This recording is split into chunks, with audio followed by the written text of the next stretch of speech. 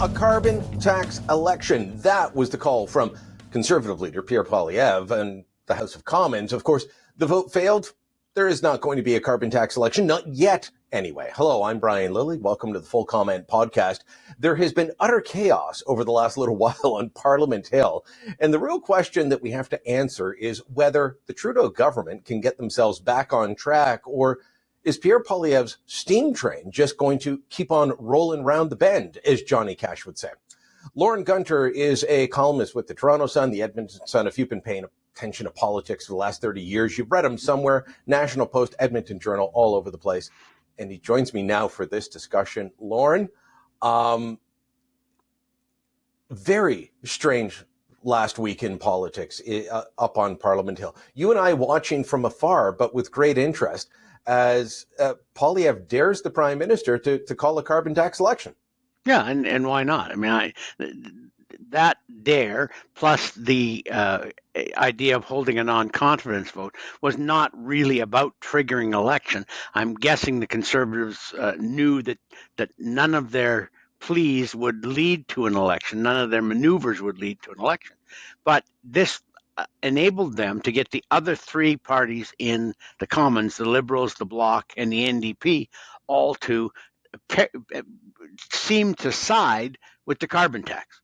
And so, on any issue in politics, if the public is split 50-50 and you're the only party on one side and the other three are splitting the other 50%, you have a huge advantage. In this case, it's about a 70-30 split, and the Conservatives are now the only party on the 70% side. I mean, it is good maneuvering. It wasn't going to lead to an election. I had people texting me all last night and some this morning. Somebody, what happened in the confidence vote? Are we in an election? No, that was never going to happen. Calm yourselves down. But now Poilievre can go to the electorate whenever the election comes about and say, hey, look, we're the only party who wanted to save you from the carbon tax. If you want the carbon tax kept the same or eliminated, we're the only option you have. Everybody else is in favor of increasing that tax year after year after year. And I think it's good politics. So there were two votes. There was the vote on Wednesday, which was to spike the hike. I mean, great branding from Poilievre. I got to say that. Great branding. Spike the hike and axe the tax. The Liberals dismiss this as bumper sticker politics. Well, first off, we're Canadians. We don't do bumper sticker politics. Go visit the States, right? We all visit the States at some point. They love their bumper stickers and they're all over. But what these are easy to remember slogans. And so they had the vote on Wednesday saying to the government, 70% of Canadians are opposed to the tax. And that's borne out by a Leger poll. We want to be fully accurate. 69% oppose the carbon tax, and 7 out of 10 premiers. And Poilievre stood up in the House of Commons on Wednesday ahead of that vote and just kept reading off all these different people. Well, the Liberal opposition in New Brunswick is opposed to the carbon tax. Are you? The Liberal opposition and the NDP opposition in Nova Scotia voted unanimously with the Conservative government of Nova Scotia against the carbon tax hike. Will you? Even the Ontario Liberal leader, he wouldn't say her name, Bonnie Crombie, she has come out against the carbon tax. And Trudeau just kept standing up and saying, no, this will make life more affordable for you. This is an affordability measure. Do you think that has any resonance with anyone? No. And you want to know how deep the opposition goes. We are currently in the middle of a leadership race to replace Rachel Notley as the NDP leader in Alberta. And there are 6 declared candidates, 2 of whom have already come out and said they're against the carbon tax. So if you get to are they against the carbon tax or the hike? No, they're against the carbon tax.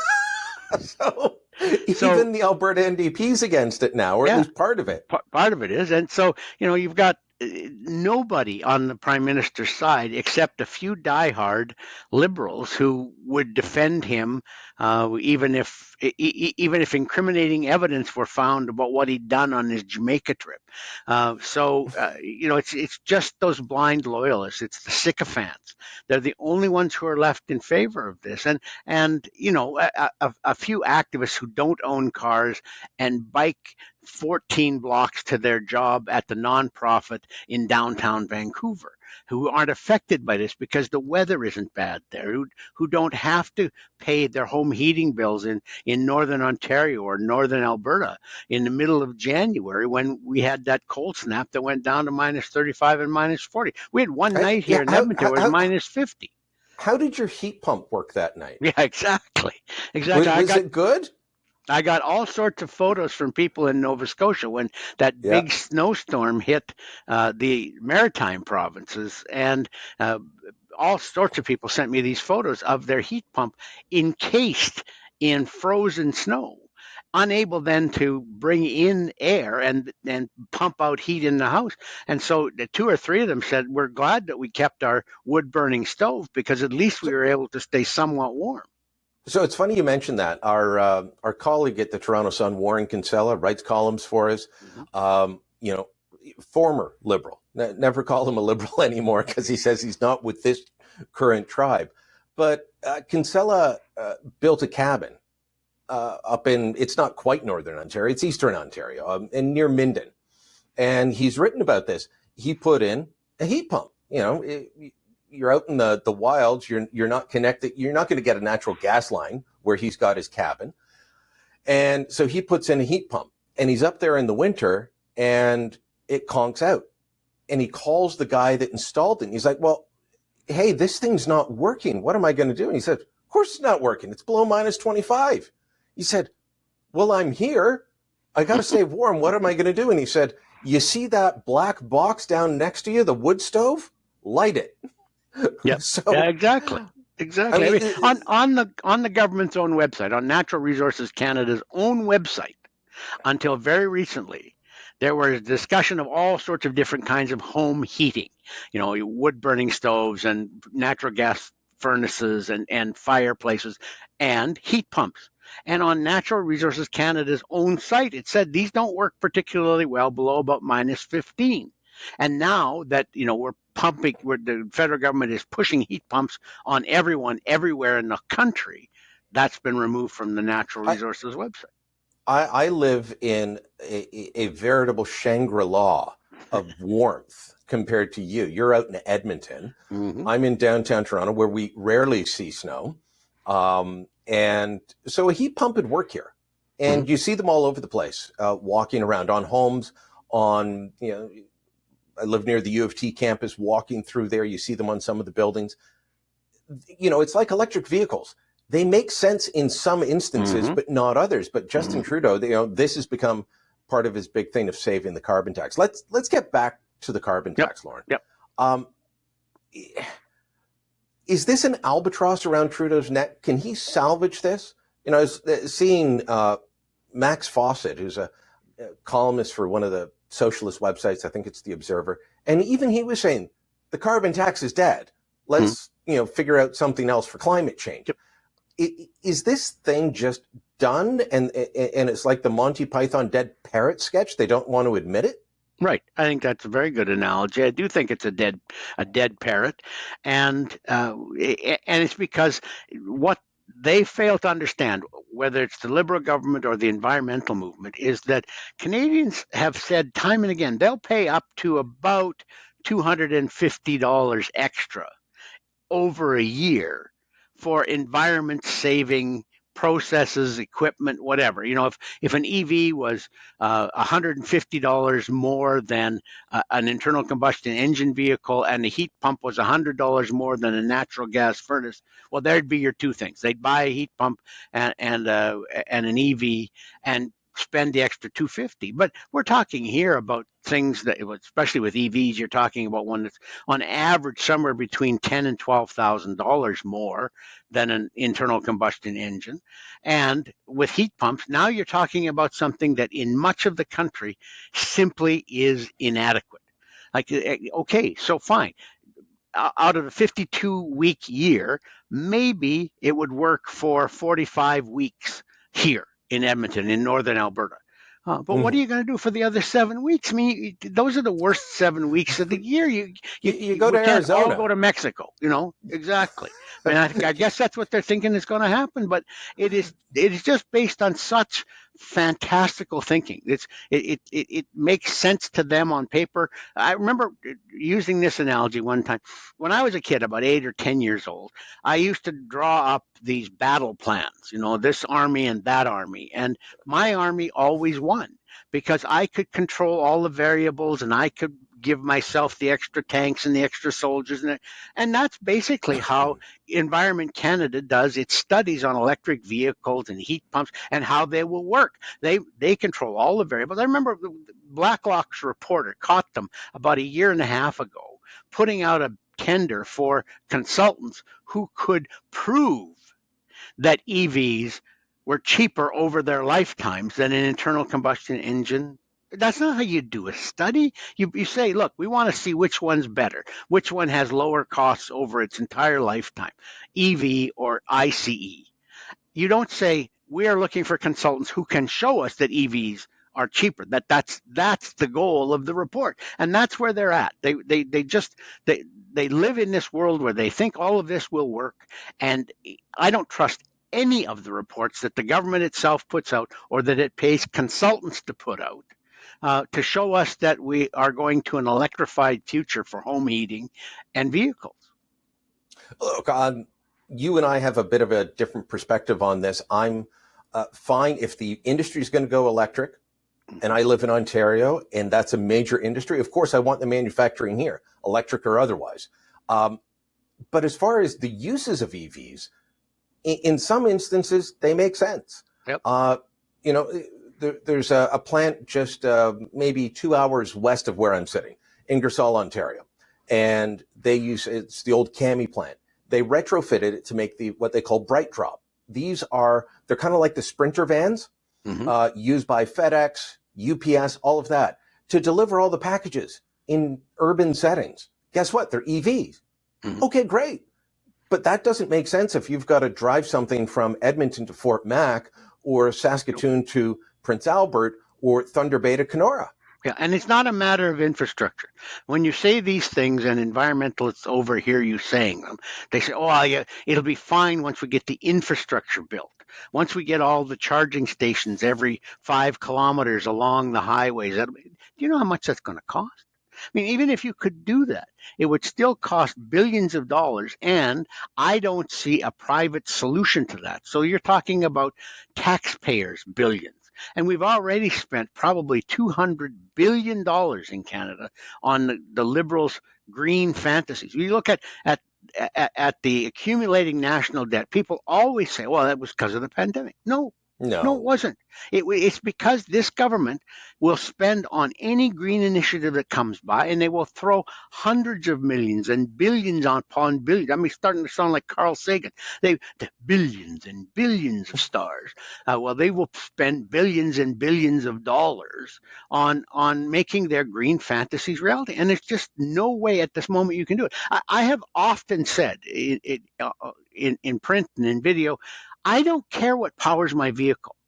I have no particular love affair with the internal combustion engine. For its time, it was a technological marvel.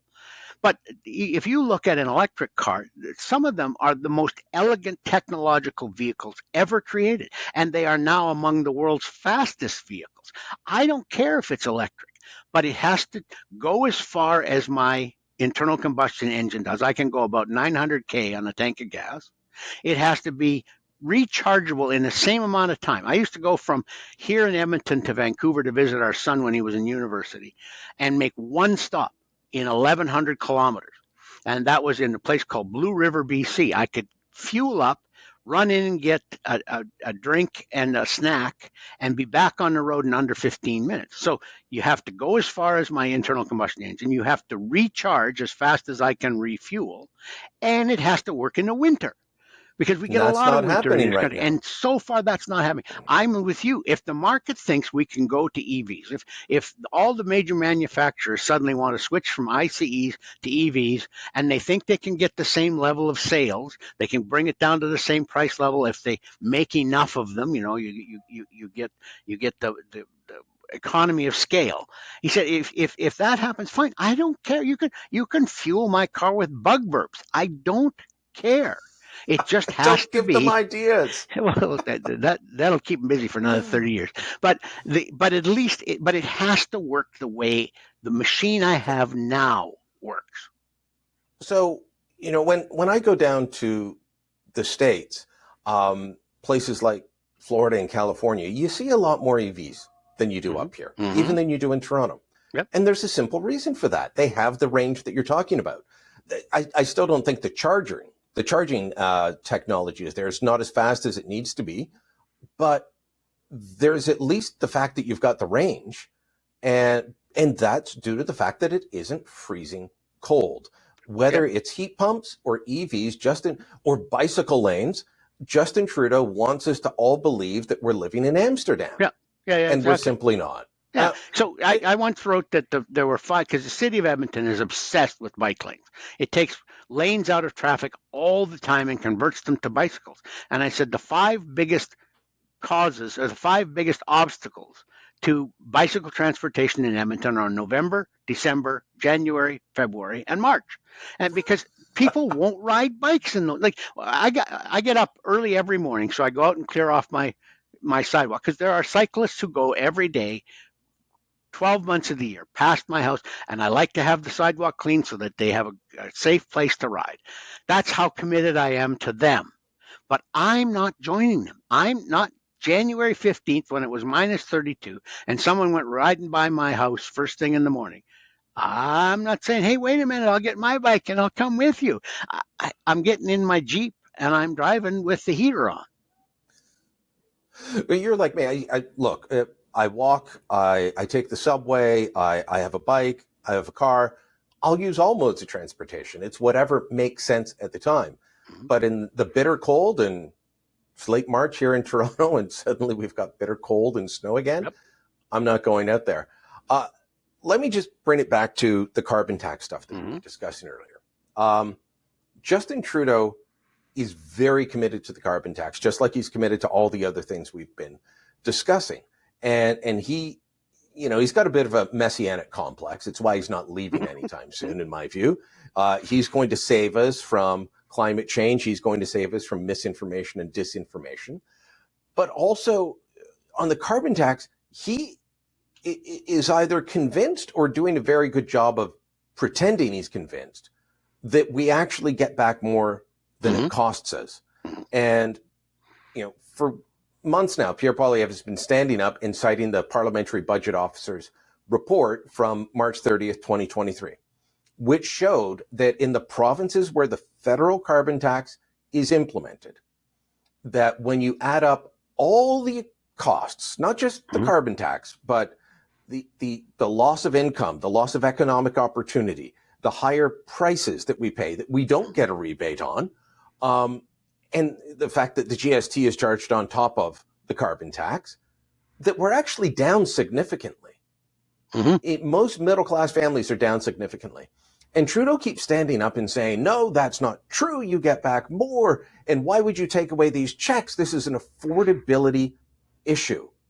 He's trying to frame these rebates as this is how you deal with higher prices. I'll give you money back, ignoring the fact that part of the reason prices are higher, not the whole reason, but part of it is his tax. Exactly. And, a really good example of that came out yesterday. Statistics Canada released its inflation figures for the month of February. And inflation in Canada was down to 2.8% on an annual basis. That's pretty good. I mean, it should be a little lower than that, but that's, for the last couple of years, that's a pretty decent level. In Saskatchewan, it was 1.7%. And StatsCan says the reason that it's 1.1% lower in Saskatchewan than on the national average is that Saskatchewan is no longer permitting its crown utilities to charge the carbon tax on home heating. That's how big an impact the carbon tax has. Saskatchewan and we're takes about to it put off. it up. Exactly. Saskatchewan takes it off. It lowers their inflation rate by over a third. And Trudeau says, No. The Bank of Canada, which I think he runs around with them in his hip pocket. The Bank of Canada says it's less than half of 1% that is caused by this. It's a fraction. I think the last time Tiff Macklin talked about it, he said it was 0.15% was Yeah. of inflation was the carbon tax. It's not. Because, as you said, by the time you add it in to your groceries, because everything that's trucked to your grocery store pays carbon tax. By the time you add it in to any other thing the building material, say you're doing a reno in your house and you brought in some drywall. Well, that drywall had to come somewhere. And the trucker who brought that drywall added on a cost to the drywalling company for the carbon tax. And it filters its way through the entire economy. And now we're seeing in Saskatchewan just taking it off home heating in Saskatchewan, which is mostly natural gas. They're over 80% of homes in Saskatchewan are heated by natural gas. Just taking it off home heating reduced their inflation rate in Saskatchewan in February by more than a third. Amazing. And by the way, Sylvain Charlebois, the food professor, it was him and not any media outlet in this country that when Tiff Macklem claimed the carbon tax did not impact inflation at all, that it was just such a minuscule number, Sylvain Charlebois said, I don't think so. And he persistently wrote to the Bank of Canada to say, how did you come to this calculation? Mm-hmm. And I forget which items it was on, but they only considered, I think, 3 items that the carbon tax was on. Mm-hmm. It was a ridiculous calculation, not something worthy of, an organization like the Bank of Canada, but that's what they did. We're going to take a quick break, Lorne. When we come back, okay, I want to ask you about the other chaos that we had last week. And that's the vote on Israel, on Gaza. And have you ever seen anything like that? More on that when we come back. The fight over the carbon tax isn't the only chaos we've been seeing in the House of Commons of late. Lauren, I spent a long time physically on Parliament Hill covering this stuff. And then, a bunch of years since going back and forth, and especially during the pandemic, remotely watching, I struggled to find something as chaotic as what we saw last Monday on the vote on the NDP motion regarding Israel, Gaza, and Hamas. I think same-sex marriage would be close back in 2005, and I can describe what that was like if you want, but do you remember anything so chaotic with the government standing up at 7:13 to read 14 different amendments into a motion that they're supposed to vote on at 7:15? Yeah, no, I don't. And even with the same-sex marriage votes, that was stretched out over a period of several days. This was, jammed in at the very last minute, and nobody. I think to this day, we're now looking at 3 days after that vote. I still think there are an awful lot of people who are scratching their heads at just what the amendments mean and what Canada's foreign policy should look like as a byproduct of this vote. It really is that chaotic. You have a government that has both a traditional base among Jewish voters and is desperately trying to woo Muslim voters who outnumber Jewish voters by about 6-1 in Canada right now. Mm-hmm. And so they're like a Mississippi bullfrog sitting on a hollow stump. They don't know which way to jump. They want to, because they're progressives, they want to show their support for Palestinians, but because they are desperate for any vote they can have, and their traditional base of candidate recruitment and organizational skill and things it has an awful lot of Jewish members. They don't want to set them off either. But now you've seen it, as you see with the Liberal MP Housefather. Anthony Housefather, yeah. Anthony Housefather. They have really alienated, I think they've really alienated the Jewish community in Canada, because there is no other way for me to interpret. I've seen people reading the tea leaves from this motion for the last 3 days. But for me, the one message this sends, because you can look at the minutia and you say, well, it says this, but it also says this. And the minutia for me, it is unimportant, because what it basically says is, look, we're prepared to forgive Hamas for what they did to Israelis on October 7th. Please just desperately vote for us in the Liberal Party. Even though it was an NDP motion, I guess the Liberals did rewrite it. Yeah. Exactly, but the Palestinian cause has become one of several litmus tests for the progressives in Canadian politics. You aren't truly progressive unless you see systemic discrimination everywhere. You aren't truly progressive unless you believe every story about unmarked graves at old residential school sites. You aren't truly progressive unless you buy into electric vehicles and heat pumps and climate disaster without questioning any of it. And you aren't truly progressive unless you stand in solidarity with the Palestinians and you believe everything they say about we're oppressed, we are occupied by Israel, there is apartheid going on, we are the victims of genocide. Unless you are prepared to accept all of that unconditionally, then you lose your membership in the Alliance of Canadian Progressives. And that's where the Liberals are at, is that they have for 30 years bought the propaganda around the Arab-Israeli conflict, which is largely leans towards the Palestinian and Arab side. And so now they were left on Monday with this vote where they had to keep their progressive bona fides, but also try and assuage the Jewish vote in Montreal and Toronto. Well, mostly Montreal, because they've got one seat in a riding with a significant Jewish population here in Toronto. I guess they've got a couple. They've got Marco Mendocino and Yara Sachs. And I'll tell you that I think both of them will be unemployed come the next election. I don't see either one of them winning. It's absolutely incredible to watch. We had Anthony Housefather on the podcast a few weeks ago, asking him about, how are you still in the Liberal Party? I've known Anthony a long time, more than 20 years. He, all this talk of him being a, Willie Cross to the Conservatives. He's not a conservative. No.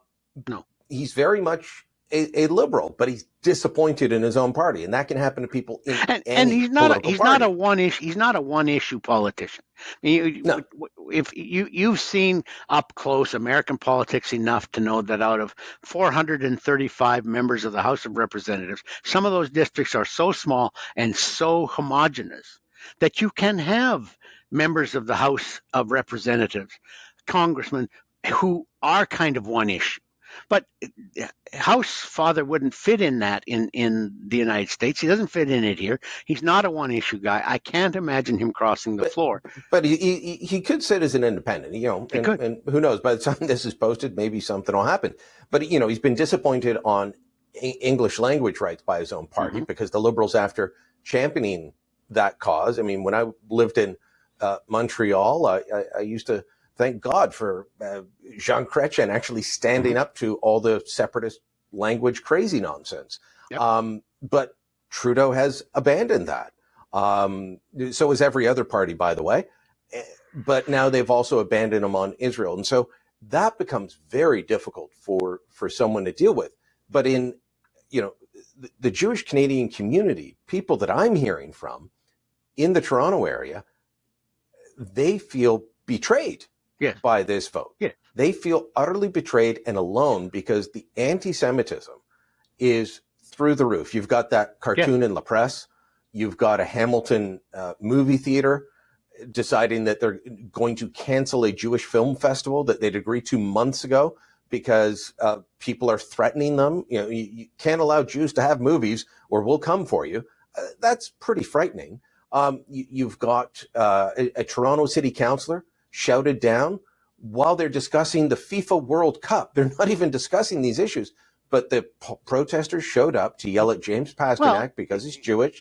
The mask is off. The most disturbing one to me was when protesters blocked the entrance to hospitals in Toronto and set off fire bombs or smoke bombs. There was a firebomb at a deli. Yes, yes, but the protests I'm thinking of at the hospitals, at Mount Yep. Sinai Hospital in Toronto, involve smoke bombs and people jumping up on the entrance and then with megaphones and shouting anti-Israeli slogans, which are anti-Semitic too. I mean, you cannot tell me, because the people who utter those sentences mean them to be anti-Semitic. You can't tell me that the phrase like "from the river to the sea" But is not anti-Semitic, because it is.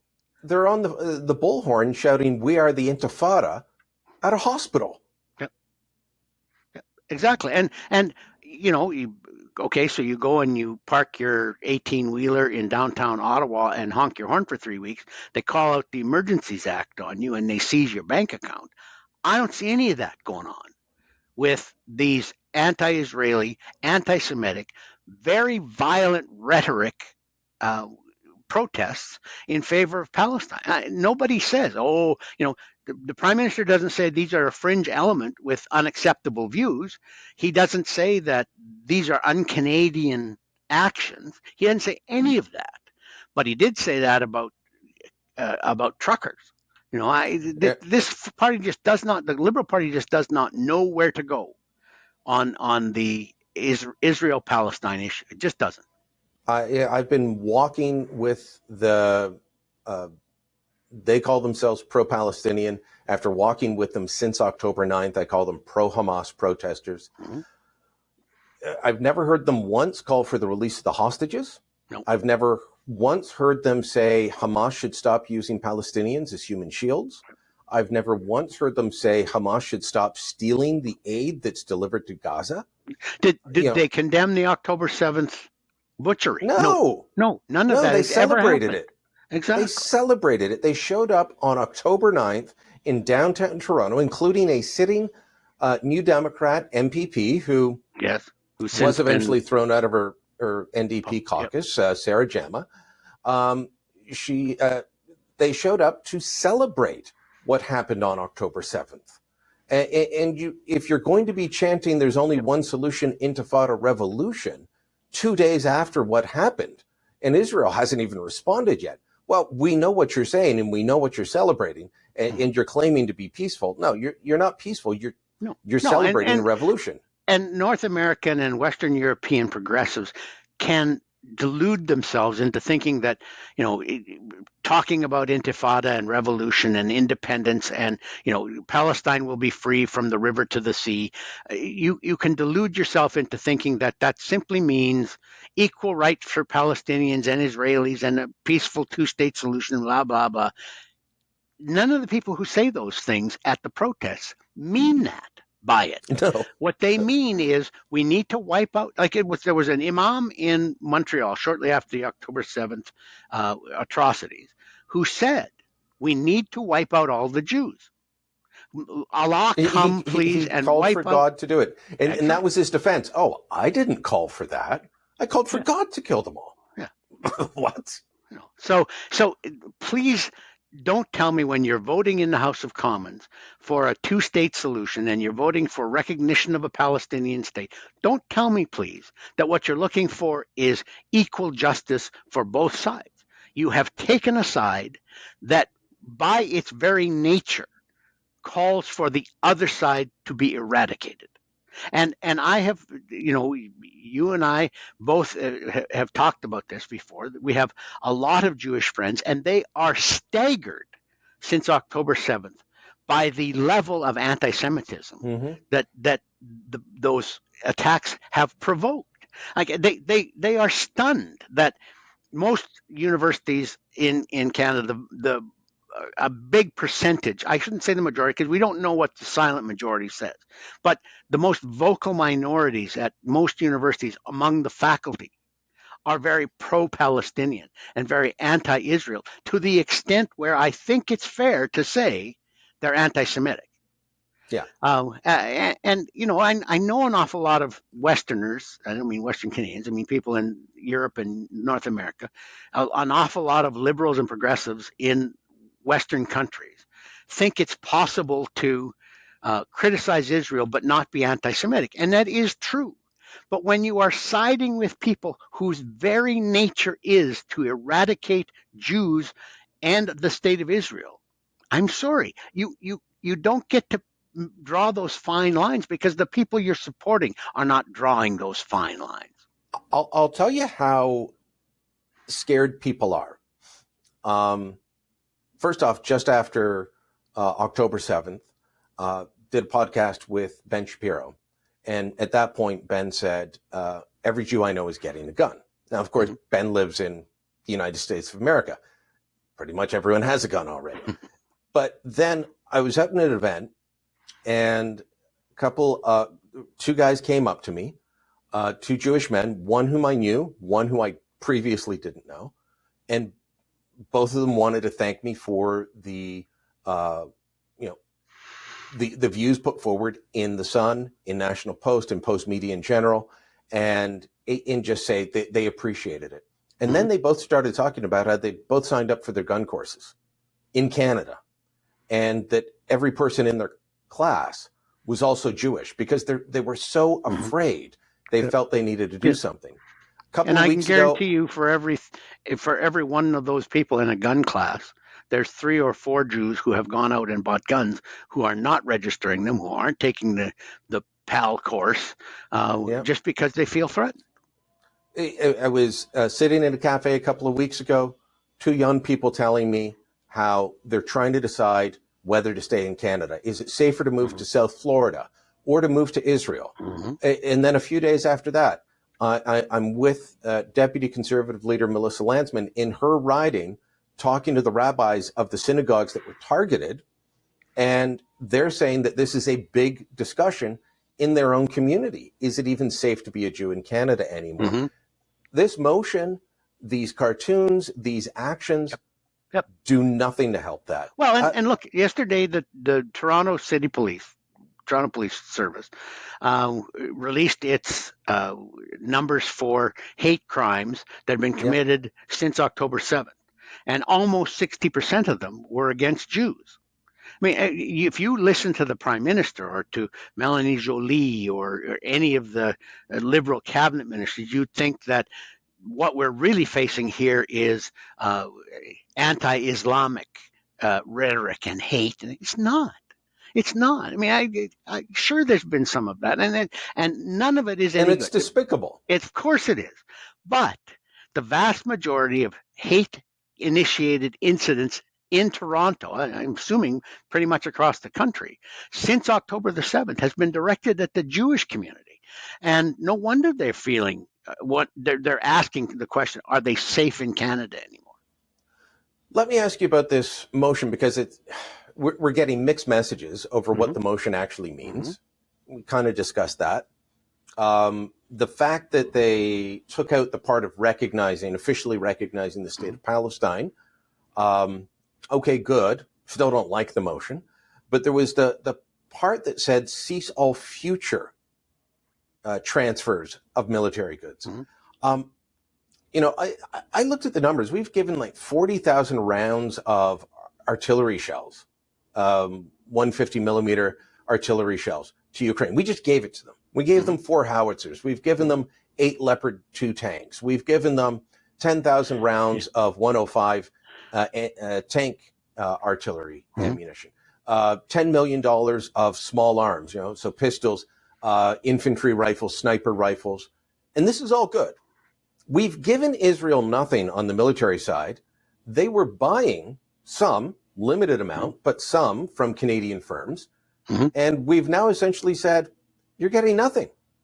I mean, effectively, the way they're talking, the Israeli government could not buy boots if there was a Canadian manufacturer for army boots, or ration packs. And, Canadian ration packs used to feed a lot of the Western armies of the world. And now we're saying, no, if there's a military use, you can't have it.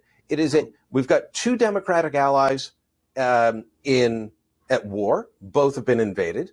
One is being treated in a vastly different manner than the other. And to me, it's all due to demographics and votes. 1.3 million Ukrainian Canadians, 1.8 million Muslim Canadians, 335,000 Canadian Jews.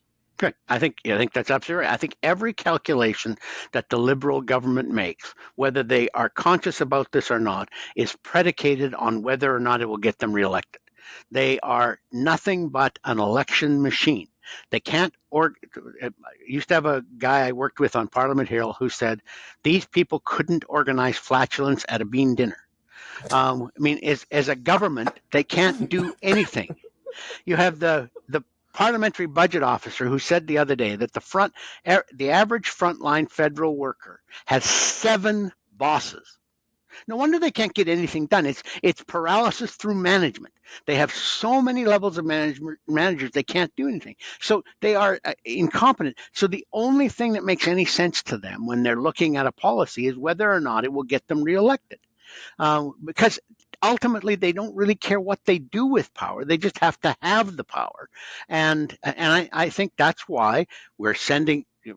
I was chuckling when you were talking about the shopping list we were sending to Ukraine, because even it's pathetic. We don't have anything to send them. We have 3 days of munitions in this country if we were invaded. 3 days, and we'd the be out NATO of rule bullets. is 30 days. And so we don't have anywhere close to the NATO rule that we're supposed to have. But, we have to rummage around. I don't know what the Leopard tanks are that we sent to them. But at one point we said, well, we have 90 some tanks, but there's really only 4 of them that are in working order. Well, like, hello, this is pathetic. I mean, we announced the other day that we no longer have trainer jets, so that we're going to have to send all of our young fighter pilots to Italy or Finland or Texas to learn how to fly jets. I mean, so what we're sending to Ukraine, I don't know, they probably got it out of the War Museum in Ottawa and sent it over there because they had to send them something. But even that is much better than what they're prepared to give to Israel. And I think Israel's not even asking for anything, though. No. Israel wants to buy. In fact, there was a piece in the Jerusalem Post after they announced that we're not going to sell anything to Israel if the military can use it. There was a piece in the Jerusalem Post about how while Canada bans the Israeli military from buying from Canada, here's all the things the Canadian military has been buying from Israel over the last several years. And it was a pretty extensive list. Well, and look at all of the interforce cooperation we've had since the Liberals came to power with the Chinese, with the People's Army, the People's Liberation Army of China. They would turn on us in an instant. The Israelis would be there to the very last to help defend us. I think there are 3 canaries in democracy's coal mine. Israel is one of them. If it doesn't survive, I'm not sure that democracy survives everywhere. Ukraine is another one, and I think we're losing our interest in helping Ukraine, which is dangerous because it just sends signals to people like Putin that they can invade democracies at will, and we're not going to do much about it. And the third one that hasn't turned hot yet, but could at some point, is Taiwan. And if we're not prepared to help Israel, Ukraine, and Taiwan, then we're showing we don't have a lot of commitment to democracy. And maybe progressives and Canadians at large don't see it that way, but I guarantee you the rest of the world does. If we are not prepared to help people who have the same political values that we do, then the people in the world who would do us ill take that as a signal. They know what they'd face if they attacked us or now a close ally. Okay, then I'll leave you with this. Put what you just said through the lens of the NDP motion that the Liberals backed at the last minute in a night of chaos, and what message are we sending? I think that's exactly the message we're sending, is that we're like, what is it that the NDP wanted to glorify in Palestine? Was it the human rights record? Was it the fact that there hasn't been an election in any Palestinian territory in over 20 years, so they're not committed to democracy? There is no particular court system. There's no rule of law. There aren't equality for women or LGBTQ members. Like, what is it about Palestine that the NDP think, and the Liberals too, a lot of Liberals think is worth celebrating? Like, they don't share any of our political values, and yet somehow they've become this mascot for tolerance and progressivism. And so if you're not in favor of Palestinian rights, then you're not progressive. That to me is utter rubbish. If you're not in favor of Israel defending itself and its democracy and its Supreme Court, and the Supreme Court has been at war with the majority in the Knesset now for about 3 years over whether or not the Supreme Court has the right to read in rights to legislation. That's what a democracy does. A democracy does not send people over the wall on October the 7th and slaughter babies and teenagers and defenseless women and seniors and then go back to Gaza and celebrate it. What it is that you want to support from the NDP, I simply cannot fathom. And why the Liberals decided to sign up to it, especially the cabinet, Yep. I don't know. Lorne, we'll leave it at there. Great chat. As always, thank you very much. You can read Lorne in the Edmonton Sun, the Toronto Sun, across Postmedia. Full Comment is a Postmedia podcast. My name's Brian Lilley, your host. This episode was produced by Andre Proulx with theme music by Bryce Hall. Kevin Libin is the executive producer. You can subscribe to Full Comment. Please do. Hit the subscribe button, hit the like button, leave a review, a comment, what have you. Share this on social media. Email your Aunt May and Whitby about it. Let people know. And thanks for listening. Until next time, I'm Brian Lilley.